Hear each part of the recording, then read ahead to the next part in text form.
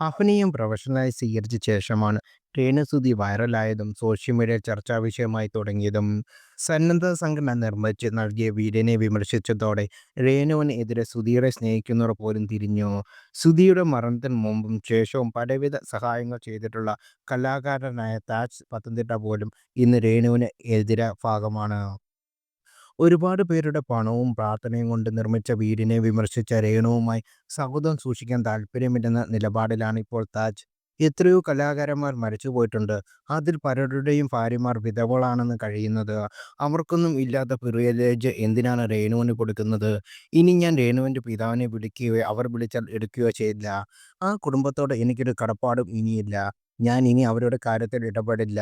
രേണുവും കുടുംബവും എന്നെക്കുറിച്ച് പറയുന്നത് കേട്ട് മക്കൾ പോലും എന്നെ വഴക്ക് പറഞ്ഞു എന്ന് രേണുവിനെയും കുടുംബത്തിനെയും സഹായിച്ചതിന്. എന്തിനെക്കുറിച്ച് ചോദിച്ചാലും താൻ യൂട്യൂബ് വീഡിയോ കാണാറില്ലെന്ന് രേണുവിൻ്റെ മറുപടി കാണാതെ പിന്നെ എങ്ങനെയാണ് രേണു റിയാക്ഷൻ വീഡിയോ ചെയ്യുന്ന യൂട്യൂബർമാരുടെ പേരിൽ കേസ് കൊടുക്കുന്നത്? അതുപോലെ അർഹതപ്പെട്ടവരെ ഇനിയും സഹായിക്കണമെന്നാണ് ഫിറോസിനോട് എനിക്ക് പറയാനുള്ളത്. ഒരുപാട് പേർ പൈസ മുടക്കിയാണ് ആ വീട് നിർമ്മിച്ചത്.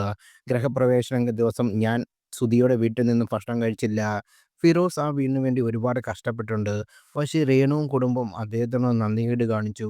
സുധി മരിച്ചു കഴിഞ്ഞിട്ടും സുധിയുടെ അക്കൗണ്ടിലേക്ക് പലരും പണം അയച്ചു കൊടുത്ത് സഹായിക്കുന്നുണ്ടെന്ന് താജ് പത്തനംതിട്ട പറഞ്ഞു.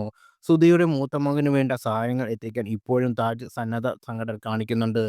രേണുവിൻ്റെ മുൻകാല ജീവിതം അടുത്തിടെ ചർച്ചയായിരുന്നു. സുധിയെ മാത്രമല്ല താൻ വിവാഹം ചെയ്തിട്ടുണ്ടെന്ന് രേണു പറഞ്ഞിരുന്നത്.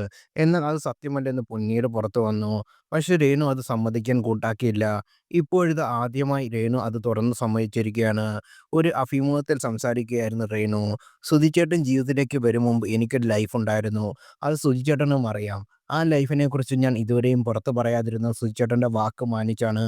അവരുടെ കാര്യം നമ്മൾ പറയണ്ടല്ലെന്ന് സുധിച്ചേട്ടൻ എന്നോട് പറഞ്ഞു. മനുഷ്യരാണ്. മുന്നോട്ടും പിന്നോട്ടും ലൈഫ് ഉണ്ടാകും. ആ വ്യക്തിക്ക് പോലും ഞാൻ ആ ബന്ധത്തെക്കുറിച്ച് വീണ്ടും വീണ്ടും പറയുന്നതിനോട് താല്പര്യമുണ്ടാവില്ല." ബിനു എന്നാണ് അയാളുടെ പേര്. അയാളിപ്പോൾ ഒരു കുടുംബവുമായി ജീവിക്കുകയാണ്. ആദ്യ വിവാഹത്തെക്കുറിച്ച് സ്റ്റാർ മാജിക് വന്നപ്പോൾ ഞാൻ പറയാൻ തുനിഞ്ഞു. പക്ഷേ സുധിച്ചേട്ടൻ വിലക്കി. പെന്തക്കോസ്ത് രീതിയിലുള്ള വിവാഹമായിരുന്നു. അതുകൊണ്ട് ആളുകൾ പാസ്റ്റർ എന്ന് അദ്ദേഹത്തെ വിളിക്കുന്നത്. പക്ഷേ അയാൾ പാസ്റ്റർ ആയിരുന്നില്ല. പെന്തക്കോസ്ത് രീതിയിലുള്ള വിവാഹമായതുകൊണ്ട് താലി കെട്ടിയില്ല. അതുകൊണ്ടാണ് എന്നെ താലി കെട്ടിയത് സുചേട്ടൻ മാത്രമാണെന്ന് ഞാൻ പറഞ്ഞത്. അതുകൊണ്ട് ഞാൻ കള്ളത്തരം പറഞ്ഞിട്ടില്ല. ആദ്യ വിവാഹം രജിസ്റ്റർ ചെയ്തിട്ടുമില്ല. പുതുമോടി കഴിഞ്ഞ് 1 മാസം കഴിഞ്ഞാണ് എല്ലാവരും വിവാഹം രജിസ്റ്റർ ചെയ്യുന്നത്. അത്രയും കാലം ആ ബന്ധം നിന്നില്ല. താല്പര്യമില്ലാതെ വിവാഹം കഴിച്ചതാണ്. അയൽപക്കക്കാർ കൊണ്ടുവന്ന ആലോചനയായിരുന്നു എന്നാണ് രേണുസുതി പറഞ്ഞത്.